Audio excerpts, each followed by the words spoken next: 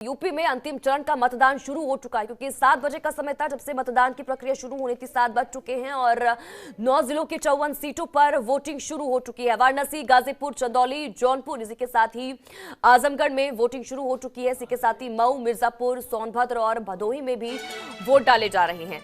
सुबह 7 बजे से शाम 6 बजे तक वोट डाले जाएंगे इन तमाम जगहों पर। चंदौली के चकिया में शाम 4 बजे तक मतदान, सोनभद्र के रॉबर्ट्सगंज और दुगदी में भी शाम 4 बजे तक मतदान होगा।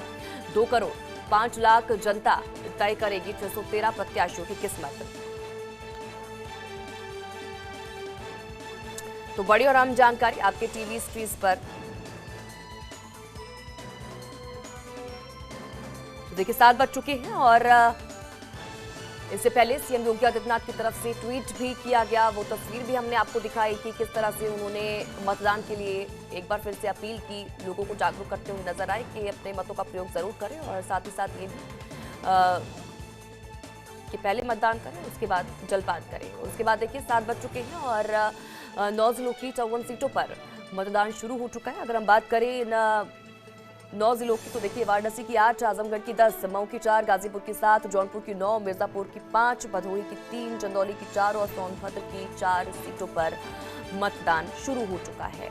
चंदौली के चकिया में शाम 4 बजे तक मतदान होगा। इसी के साथ ही सोनभद्र के रॉबर्ट्सगंज और दुगदी में शाम 4 बजे तक मतदान होगा। ये 3 सीटें ऐसी हैं जहां पर 4 बजे तक आज मतदान होगा, 7 बजे से लेकर 4 बजे तक, और बाकी की जो सीटें हैं उन पर शाम के 6 बजे तक मतदान चलेगा। चुनाव आयोग की तरफ से खासे इंतजाम किए गए हैं क्योंकि आखिरी चरण है और देखिए लोगों को लगातार जागरूक किया जा रहा था और जोश भरने की कोशिश और साथ ही साथ उन्हें को मनोबल उनका बढ़ाया गया और ये भी कोशिश की गई कि ज़्यादा से ज़्यादा मतदान के लिए पहुंचे क्योंकि इससे पहले अगर 6 चरणों की बात करें तो जिस तरह से उम्मीद की जा रही थी वहां पर उस तरह की वोटिंग प्रतिशत सामने निकल कर नहीं आई।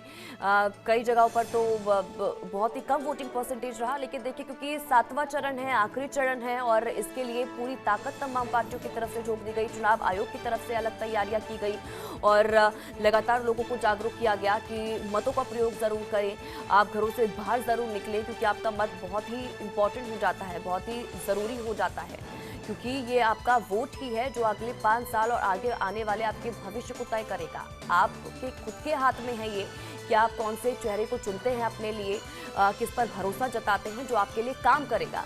तो यही वजह थी कि लगातार शुरू से ही कोशिश की जा रही थी और जागरूक किया जा रहा था लोगों को कि मतों के लिए जरूर बाहर निकले और यही वजह है कि हर बार हर फेज से पहले सीएम योगी आदित्यनाथ की तरफ से भी ट्वीट किया जाता है और प्रधानमंत्री नरेंद्र मोदी की तरफ से भी ये अपील की जाती है कि वोटिंग के लिए जरूर निकले। तो देखिए 7 बज चुके हैं और 9 जिलों की 54 सीटें जिन पर मतदान शुरू हो चुका है। 3 सीटें ऐसी जहाँ पर 4 बजे तक मतदान होगा, लेकिन बाकी की जो तमाम सीटें हैं उन तमाम सीटों पर शाम के 6 बजे से मतदान चलेगा। तो अवनीश कुमार हमारे संवाददाता मऊ से हमारे साथ लाइव जुड़ चुके हैं। अवनीश का रुख करेंगे। अवनीश, जानकारी चाहेंगे, 7 बज चुके हैं और मतदान की प्रक्रिया भी शुरू हो चुकी है। जानकारी अभी क्या कुछ आप देख पा रहे हैं जहां पर आप मौजूद हैं, लोगों की पहुंचने का सिलसिला क्या शुरू हो चुका है वहां पर?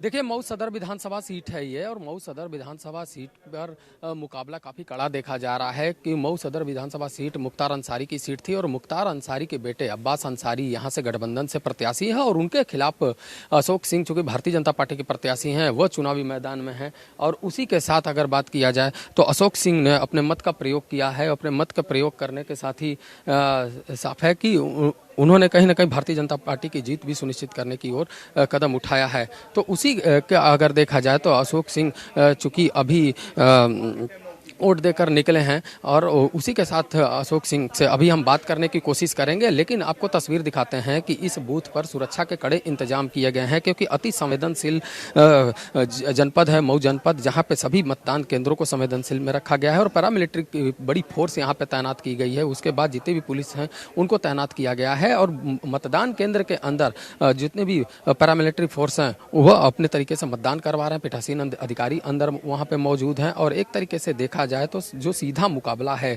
वह भाजपा बनाम गठबंधन से है। सो भाजपा के टिकट पर यहाँ पे प्रत्याशी हैं अब्बास अंसारी, जो कि मुख्तार अंसारी की विरासत संभालने के लिए आ रहे हैं और उन्हीं को चुनौती देते हुए अशोक सिंह नजर आ रहे हैं। तो अशोक सिंह यहाँ पे मौजूद हैं, अशोक सिंह से अभी हम बात करने की कोशिश करेंगे, लेकिन उससे पहले जो तस्वीर बताएं मऊ सदर की, तो मऊ सदर पर तमाम जो लोग हैं उनकी नज़र होती है, पूरे सियासत की नज़र होती है। अगर बात किया जाए मुख्तार अंसारी, तो मुख्तार अंसारी लगातार भारतीय जनता पार्टी और खासतौर पर मुख्यमंत्री योगी आदित्यनाथ के रडार पर रहे हैं। जो माफिया है उसको खत्म करने का काम हुआ और उसी का नतीजा देखा गया कि मुख्तार अंसारी के खिलाफ ज़्यादा कार्रवाई की गई। तो साफ है कि सबकी नज़रें होंगी कि मऊ सदर पे, जबकि लंबे समय से मुख्तार अंसारी यहाँ से विधायक रहे हैं, तो ऐसे में उनका जो किला है वो ढाने की कोशिश 2022 में हो रही है। हालांकि मुख्तार अंसारी यहाँ से चुनाव नहीं लड़ रहे हैं, लेकिन उनके बेटे अब्बास अंसारी को प्रत्याशी बनाया गया है और अशोक सिंह, चूँकि भारतीय जनता पार्टी के नेता और अशोक सिंह चुनौती देते हुए नजर आ रहे हैं। तो पूरी तस्वीर जो है वो सामने है और मऊ का समीकरण साफ तौर पर है कि यहाँ मुस्लिम मतदाता करीब 1.5 लाख के आसपास है। उसके बाद बात करें अनुसूचित जाति जनजाति की, तो उनकी भी 1,20,000 जो मतदाता वो हैं, और उसके बाद बात करें तो उसके बाद यादव 40,000 हैं। यहाँ पे जो सवर्ण हैं उनकी भी अच्छी खासी संख्या है। तो पूरी तरह अगर बात किया जाए तो जो मुस्लिम और अनुसूचित जाति का वोट जिसको मिलता है वो मऊ सदर सीट पर सफलता हासिल करता है। तो ये तो अशोक सिंह बताएंगे कि वो लोगों का कितना भरोसा जीत पाए हैं, जो सरकार ने जो 5 साल काम किए हैं उस पर कितना भरोसा जीत पाए हैं। तो उसी को लेकर जो है तमाम रणनीति है वो तैयार हो चुकी है और आज जब मतदान शुरू हो चुका है तो सबसे पहले 7 बजे अशोक सिंह, जो कि भारतीय जनता पार्टी के प्रत्याशी हैं, वो अपने मत का प्रयोग करने आए हैं और लोगों से भी अपील कर रहे हैं कि ज़्यादा से ज़्यादा लोग घर से बाहर निकलें और अपने वोट का प्रयोग करें। लेकिन जितने भी मतदान केंद्र हैं वहाँ पे सुबह 7 बजे से मतदान की प्रक्रिया शुरू हो चुकी है। अशोक सिंह हमारे साथ हैं, उनसे हम बात करते हैं। अशोक जी, कितना कड़ा मुकाबला देख रहे हैं? कोई कड़ा मुकाबला नहीं है। माफियागिरी से जनता मुक्त चाहती है, मऊ के कलंक से मुक्ति चाहती है। जनता ने मन बना लिया भारतीय जनता पार्टी के पक्ष में मतदान करने का, तो मुकाबला कौन सा रह गया। विरासत संभालने आए हैं अब्बास अंसारी। कहाँ के स्टेट रहे हैं, इनके बाप जो है टिकट ब्लैक करते थे मुख्तार अंसारी, और उनके बेटे उनके भाई जो हैं बड़े वाले अफजाल अंसारी जो तोप बने हुए हैं, वह साइकिल स्टैंड का साइकिल खड़ा करवाते, स्टैंड पर साइकिल का ठेका था। और राय साहब का सिनेमा हॉल था अहमदाबाद में। यह सारी अपराध की कमाई है, गरीबों से लूटा गया है, व्यवसायियों से लिया गया है, हत्या करके कमाई की गई है। अपहरण का पैसा है, जमीन का है, यह अपराध का पैसा है। वरासत तो ऐसे बता रहे हैं जैसे कहीं के राजा रहे हो, राजा का बेटा राजा बनेगा। यह लोकतंत्र है। इसमें चाय बेचने वाला भी प्रधानमंत्री बनेगा और जूता सीने वाला भी मुख्यमंत्री बनेगा। कोई बन सकता है, मंत्री बन सकता है। राजतंत्र नहीं है। और जनता ने मन बना लिया। 25 साल से जो माफियागिरी किए हैं पूज्य योगी जी की सरकार है, इसमें किसी माफिया के कोई कुछ नहीं चलने वाली है। सबको नेस्ताबूद कर दिया जाएगा। बाबा का बुलडोजर फिर रिपेयर होकर खड़ा है। माना जाता है मुख्तार का जो किला है वो अशोक सिंह ढहा देंगे। अकेले अशोक सिंह की कोई अपनी औकात नहीं है। 356 सदर मऊ की जनता ने मन बनाया है। जनता जब हमारे साथ है तो किला ढह जाएगा। कुल मिलाकर साफ ही अशोक सिंह है, लगातार दावा कर रहे हैं कि जो 96 से विरासत संभाल कर रखी है मुख्तार अंसारी ने, उसको खत्म करने का काम करेंगे। और इसी के क्रम में अशोक सिंह को भारतीय जनता पार्टी ने अपना प्रत्याशी घोषित किया और आज मतदान उन्होंने किया है। मतदान के साथ ही अपनी जीत भी सुनिश्चित बता रहे हैं। लेकिन ये जीत कितनी कारगर होगी ये 10 मार्च को पता चलेगा। लेकिन फिलहाल अशोक सिंह के चेहरे पर काफ़ी एक तरीके से कॉन्फिडेंस देखा गया है। वही कॉन्फिडेंस कहीं ना कहीं यहाँ के मतदाताओं में अगर होता है तो इनकी जीत हो सकती है। ठीक है अवनीश, देखिए वोटिंग प्रक्रिया तो वहां पर शुरू हो चुकी है, लेकिन अगर हम इन 3 सीटों की बात करें जो पिछली बार भारतीय जनता पार्टी के कब्जे में आई थी, अवनीश क्या लग रहा है इस बार? क्योंकि हम लगातार शुरू से ये कह रहे हैं कि समीकरण इस बार बदले हैं, जो देखने को भी मिल रहा है लगातार, क्योंकि शुरू से ही जो मुद्दे हावी रहे वो पूर्वांचल तक आते आते बदल चुके थे। लेकिन जो जनता थी लगातार विकास के मुद्दे पर अड़ी रही कि विकास हम चाहते हैं। जो पिछले 5 साल उन्होंने देखा और आगे 5 साल क्या जनता देख रही है। लेकिन दूसरी तरफ अगर हम 3 सीटों की बात करें जहां पर बीजेपी ने जीत हासिल की थी, इस बार क्या लग रहा है इन बदले हुए समीकरण से? क्या ये तीनों सीटें भारतीय जनता पार्टी की कब्जे में अभी भी लग रही है कि वो अब जीतती हुई नजर आ रही है, या फिर अब कोई सीट हाथ से निकलती हुई नजर आ रही है? क्या लग रहा है?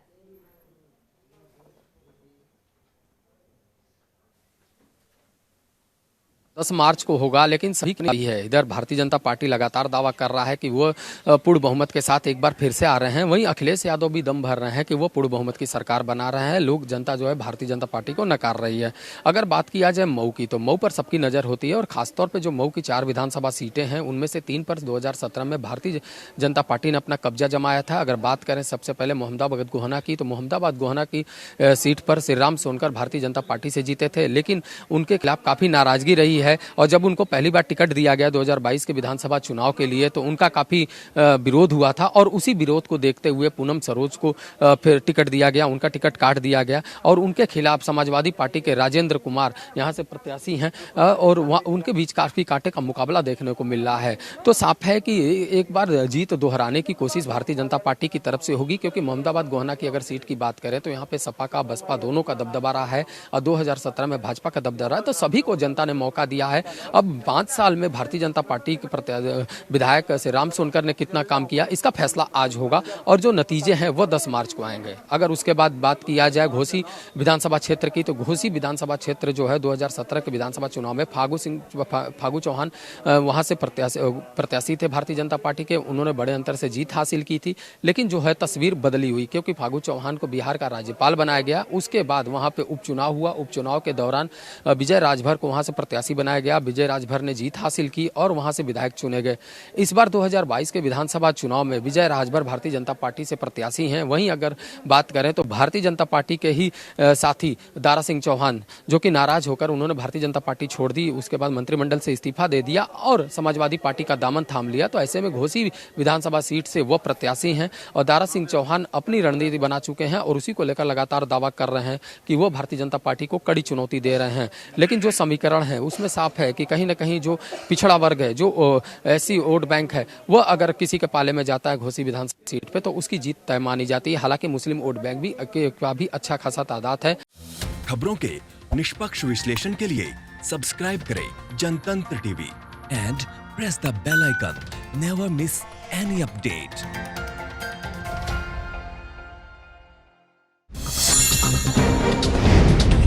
डाउनलोड कीजिए जनतंत्र टीवी ऐप को, जो कि अवेलेबल है गूगल प्ले और ऐप स्टोर पर।